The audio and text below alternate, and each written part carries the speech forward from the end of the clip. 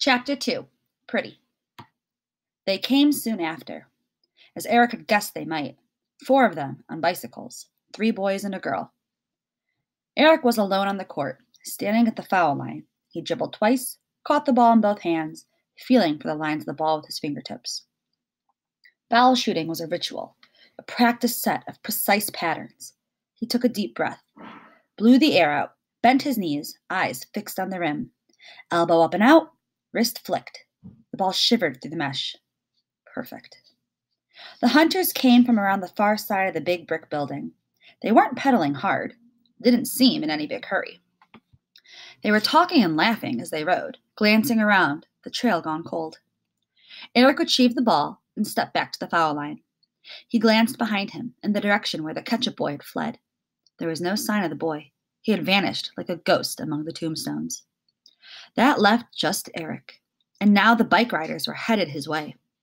4 sailboats fixed on a distant shore, tacking this way and that in zigs and zags, but surely aimed toward the boy on the court in red basketball shorts, white new kicks, and a sleeveless tee.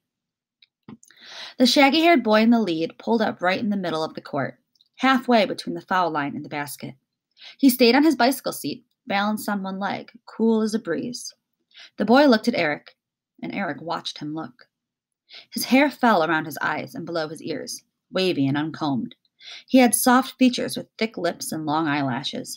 The boy appeared to be around Eric's age, maybe a year older, and looked, well, pretty. It was the word that leaped into Eric's mind, and for no other reason than because it was true. The other 3 stayed on their bicycles and slowly circled the perimeter of the court, riding behind Eric, and then back around and around, the noose of their circle drawing tighter each time. They, too, said nothing, as if content to wait for instructions. Eric wondered if something bad was about to happen, and he wondered, too, if there might be anything he could do to avoid it. A part of him watched the scene unfold, as if he wasn't in the middle of it, as if it was in a movie or something, as if he watched from an overhead camera, the cyclists circling like vultures around a carcass. "You didn't see anybody come by here, did you?" the boy asked.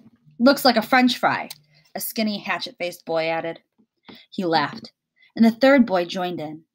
Eric glanced at them, avoiding eye contact, and then turned to look directly back at the leader, the one who had asked the question. "I've been shooting around," Eric explained with a shrug. "I didn't really—" "Nobody, huh?"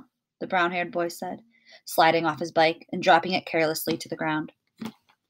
He didn't look that big or that strong, but he moved with an easy confidence. There was a toughness there, a hardness beneath the long lashes and full lips.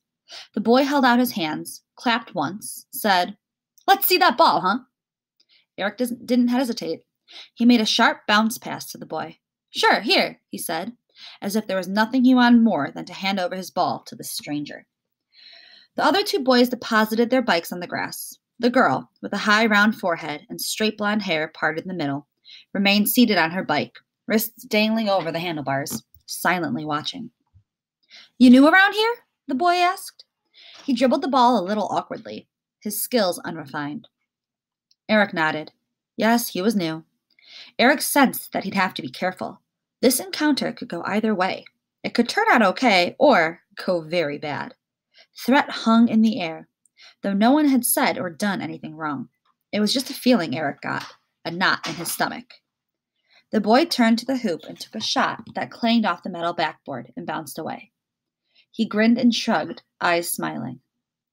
"I'm not really one of those basketball guys," he explained. "My name's Griffin. Most everybody calls me Griff." "I'm Eric." Eric gestured toward the school building. "You gonna go to school here? What grade you in?" "Yeah," Eric answered. 7th. "Lucky you."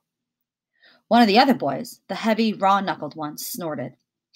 You any good at homework? We could use somebody to do our homework." The hatchet-faced boy laughed. His large front teeth protruded slightly, and his black hair was limp and ragged. Eric instinctively disliked him. Weasel, he thought. Griffin smiled at Eric. "Don't pay any attention to these guys," he said. "They think they're funny. Anything for a laugh, right, Cody?" The ugly one, all beaked nose and buck teeth, blew a bubble and let it burst. "Good times," he chirped. "Good times." "I feel sorry for you," Griffin said to Eric. You move here, and all we've been trying to do is figure out how to break out of this place. Griffin had a way about him, a certain kind of natural leadership that Eric respected. Words came easily to Griffin. His smile was bright and winning. Eric felt almost envious. Griffin seemed to possess a quality he lacked, a presence. So, tell us, Griffin continued, commanding the court. Why'd you move here? Well, it wasn't my idea, Eric confessed. My parents, sort of. He trailed off. Better keep that part to himself. You don't talk a lot, do you? Griff noted. Eric tilted his head, shrugged, embarrassed. He's a shy boy, the big one squealed. Shut up, Droopy, Griff said. Give me that ball, will ya? And Droopy did. Droopy, Droopy, Cody chimed in a mocking, sing-song voice. Get a life, Droopy snapped back. Griffin shook his head, as if the dialogue disappointed him. He explained to Eric, his name is Droop Peterson. The other day we started calling him Droop and Droopy. Get it? Drew, P? Griffin smiled. I don't think he's crazy about it. Eric didn't respond, just listened and nodded. Griffin weighed the ball in one hand. You mind if we keep this? What? The ball, Eric, Griffin said. You don't mind if I keep it for a while, do you? As a souvenir? Yep, Cody chirped. Eric started to answer. What? Griffin interrupted, his face a mask now, hard to read. You think maybe you have a choice? The other two boys moved a little closer to Eric, one on each side. They seemed to grow in stature, a little taller, a little fiercer, the way a dog looks when it heckles and when its hackles are raised. Eric did the math. 3 against 1, not counting the girl. She wasn't doing anything, just standing by, watching. No choice, Eric thought. No choice at all.